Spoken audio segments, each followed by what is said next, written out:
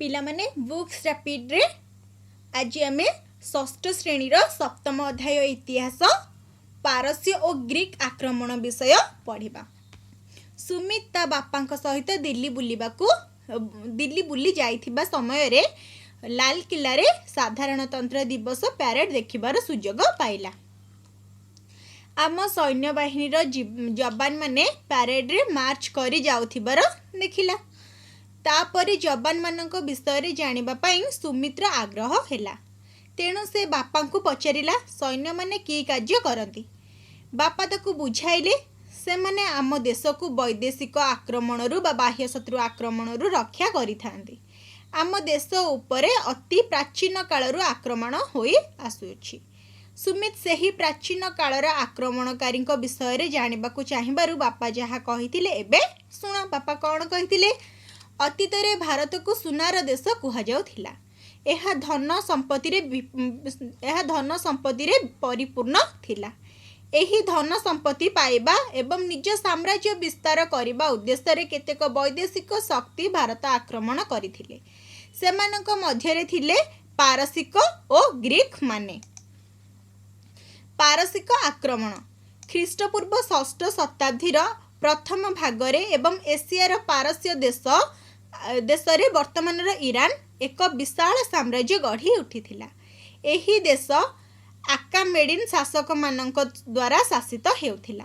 पारस्यर सम्राट प्रथम डेरायस ख्रीष्टपूर्व 522 रे पारस्यर शासनभार ग्रहण करथिले। पारस्यर सम्राट प्रथम डेरायस से ख्रीष्टपूर्व 522 रे पारस्यर शासनभार ग्रहण करथिले। धन लोभरे आकर्षित होई से भारतर उत्तर पश्चिमांचल को आक्रमण कले। सेही अंचल रे कौनसी शक्तिशाली शासक नथिबारु डेरायस सेठारे थिबा पंजाब सिंधु प्रदेश और सिंधु नदीर पश्चिमांचल को दखल करी पारस्य साम्राज्यर अंतर्भुक्त कराइथिले। पारस्य अधिकृत भारतीय अंचलटी सबुठारु अधिक उर्वर और जनबहुल थिला। पारस्यर राजा माने एही अंचल को प्रचुर कर आदाय करुथिले। अलेक्जेंडर पारस्य आक्रमण कला पर्यंत ए अंचल पारस्य राजा मानक अधीन रे थिला। डेरायस को परे राजा जेरक्सस भारतीय मानक पारस्य सैन्य बाहिनी रे नियुक्ति दे ग्रीक मानक विरुद्ध रे युद्ध घोषणा करथिले। डेरायस को परे राजा हेतिले के ना जेरक्सस से भारतीय मानक पारस्य सैन्य बाहिनी रे नियुक्ति देइथिले एवं ग्रीक मानक विरुद्ध रे युद्ध घोषणा करिथिले। पारसिक आक्रमणर प्रभाव भारत सहित पारस्य देशर संपर्क प्राय 200 वर्ष धरी रहिथिला। एही दुई देश मध्यरे वाणिज्य संपर्क उभय जल और स्थल पथरे वृद्धि पाइथिला। किंतु सांस्कृतिक क्षेत्र रे पारस्य मानक प्रभाव अधिक थिला। पारस्यवासी मानक ठारू भारतीय माने एक नूतन लिपि शिखिथिले जहार नाम थिला खरोष्टी। पारस्य मानक ठारू भारतीय माने जो लिपि शिखिथिले नूतन लिपि शिखिथिले ता नाम कोन थिला ना खरोष्टी। एही अक्षर गुड़िक डाहाणरू बाम पार्श्व लेखा जाउथिला।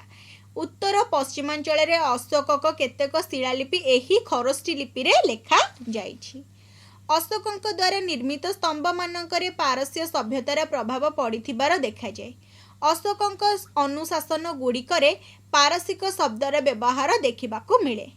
अनुमान करा जाए पारस्यवासी ठारू भारतर विपुल धन संपत्ति विषय रे सूचना पाई ग्रीक माने भारत आक्रमण करिथिले। ग्रीक मानकर ग्रीक आक्रमण अलेक्जेंडर ख्रीष्टपूर्व 356 मसीह ग्रीस मासिडोनिया नामक एक क्षुद्र राज्य रे जन्म ग्रहण करथिले। अलेक्जेंडर ख्रीष्टपूर्व 356 मसीह ग्रीस मासिडोनिया नामक एक क्षुद्र राज्य रे जन्म ग्रहण करथिले। तांकर पितांक नाम थिला फिलिप मासिडोनिया। तांकर पिता फिलिप मासिडोनिया राज्यर राजा थिले। बाल्यकाल रे अलेक्जेंडर ग्रीक दार्शनिक आरिस्टोटल को ठारू विद्या शिक्षा करथिले। तो से जेतले छोट थिले से टाइम रे से अलेक्जेंडर ग्रीक दार्शनिक आरिस्टोटल को ठारू विद्या शिक्षा करथिले। पिता फिलिप को मृत्यु पर मात्र 20 वर्ष बयस से सिंहासन आरोहण करथिले। सिंहासन आरोहण करिबार अल्प दिन मध्यरे से एशिया माइनर, पारस्य, सीरिया, मिस्र और अफगानिस्तान आदि अंचल जय करथिले। तांकर वीरत्व और साहसिकता पाई तांकु दिग्विजयी वीर कुहा जाए। तांकर वीरत्व और साहसिकता पाई तांकु दिग्विजयी वीर बोली कुहा जाए। समग्र पृथ्वी को जय करिबार स्वप्न से देखिथिले। ख्रीष्टपूर्व 334 मसीह निजर 40,000 सैन्यों सहित अलेक्जेंडर एशिया माइनर आक्रमण कले। एठारु पारस्य अभिमुखे अग्रसर होई पारस्यर सम्राट तृतीय डेरायस को परास्त करथिले। अलेक्जेंडर सीरिया और मिस्र को मध्य आक्रमण करथिले। पारस्य मानक अधीनरु मिस्र को मुक्ति करी सेठारे अलेक्जेंड्रिया नगर स्थापन करथिले। ख्रीष्टपूर्व 326 मसीह अलेक्जेंडर भारत अभिमुखे अभियान आरंभ कले।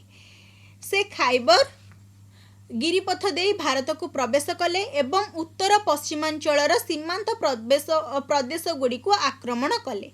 सेतेबेले भारतर उत्तर पश्चिम रे गांधार, कंबोज भली अनेक छोट छोट राज्य गढ़ी उठिथिला। एही राज्य मानक मध्य एकता नथिला। सेमाने परस्पर सहित अनवरत कलहरी लिप्त रहुथिले बा परस्पर सहित सेमाने सबुबेले झगड़ा करुथिले।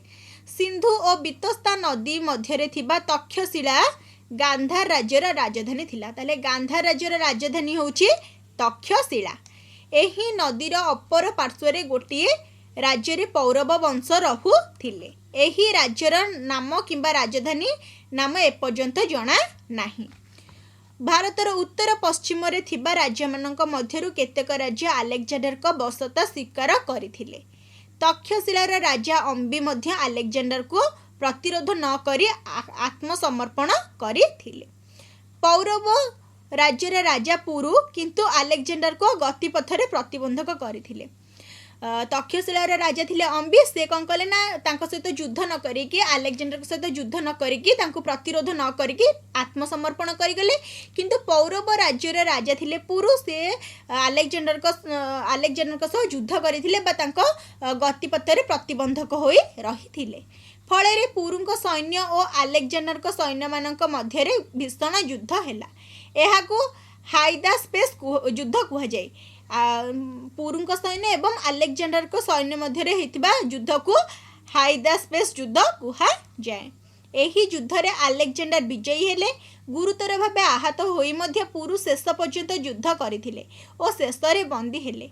सम्मुखरे बंदी पुरु को अलेक्जेंडर जेतेबेले प्रश्न कले तांको ठारु से किभଳି व्यवहार आशा करूछंती। जेतेबेले पुरु हारी गले एवं अलेक्जेंडर को द्वारा बंदी हेले, अलेक्जेंडर तांको सम्मुखरे ठिया होई कि तांको प्रश्न करथिले जे तुमे मोठारु किभଳି व्यवहार आशा करूछ। निर्भीक भावरे पुरु उत्तर देले जणे राजा प्रति अन्य जणे राजार व्यवहार जेपरि ताहा से आशा करती। गोटे राजा अन्य राजा को जेपरि व्यवहार देइथाय से तांको ठारु सेहि भଳି व्यवहार आशा करूछंती बोली निर्भीकतार सहित से कहिथिले पुरु कहिथिले। एही भଳି जणे भारतीय राजांक साहस एवं वीरत्व अलेक्जेंडर को हृदय को जय करिथिला। से केवल तांको जीवन रक्षा करिनथिले, तांको ससम्माने तांकर राज्य फेराई देइथिले। सेठारु अलेक्जेंडर पूर्व दिग को अग्रसर होई आहुरी अधिक राज्य जय करने को आग्रह प्रकाश करथिले। किंतु तांकर युद्धक्लांत सैनिक माने आउ युद्ध करने को प्रस्तुत नथिले। जेहेतु से एते युद्ध कर देथिले तेणु आउ युद्ध करने को तांको सैन्य माने प्रस्तुत नथिले। एतद् व्यतीत मगधर शक्तिशाली नंद साम्राज्यर मुकाबिला करबा पई ग्रीक सैन्य माने साहस करि पारिले नाही। तेणु बाध्य होई अलेक्जेंडर देश जय आशा परित्याग करी स्वदेश को फेरीगले। जेहेतु तांको सैन्य माने आउ पारि पारिले नाही बा युद्ध करि पारले नाही, सेथिपई से निजे बाध्य होई कि आउ देश जय आशा देश को आउ जय न करबा आशा नै कि से तांको निज देश को फेरी गले। से स्वदेश फेरिबा बाटरे बाबिलोन ठारे जोर रे आक्रांत होई ख्रीष्टपूर्व 323 मसीहा रे मात्र 32 वर्ष बयस रे मृत्युवरण करथिले। से जतले निज साम्राज्य को बा निज देश राज्य को जतले फेरी जाउथिले निज देश को फेरिबा बाटरे बाबिलोन ठारे जोर रे आक्रांत होई से ख्रीष्टपूर्व 323 मसीहा रे मात्र 32 वर्ष बयस रे से मृत्युवरण करथिले। आलेक्जेंडर का आक्रमणर प्रभाव। आलेक्जेंडर का आक्रमण फलाफल सुदूर प्रसारी थिला बा बहुत बहुत प्रसारित थिला। तांका आक्रमण भारतीय समाज को तांका आक्रमण भारतीय समाज को गभीर भाव में प्रभावित करिथिला। यथा आलेक्जेंडर का आक्रमण भारत रे राजनीतिक एकता आनिबारे साहाय्य कला। तांको परे भारत रे एक विशाल मौर्य साम्राज्य गठन हेबा संभव होइथिला। एही आक्रमण द्वारा भारत और यूरोप मध्य वाणिज्यर प्रसार हेला। भारत और ग्रीक राज्य मध्य सांस्कृतिक संपर्क स्थापन हेला। पूर्वर भारत और ग्रीस मध्य एकमात्र स्थलपथ थिला। एही आक्रमण फल 3टी स्थलपथ और गोटे जलपथ आविष्कृत हेला। भारत और ग्रीक कलार मिश्रण रे गांधार कला सृष्टि हेला। मोट उपरे कहिबाकू गले आलेक्जेंडर आक्रमण द्वारा प्राच्य और पाश्चात्य देश मानकर मध्य संपर्क स्थापित होई पारिला।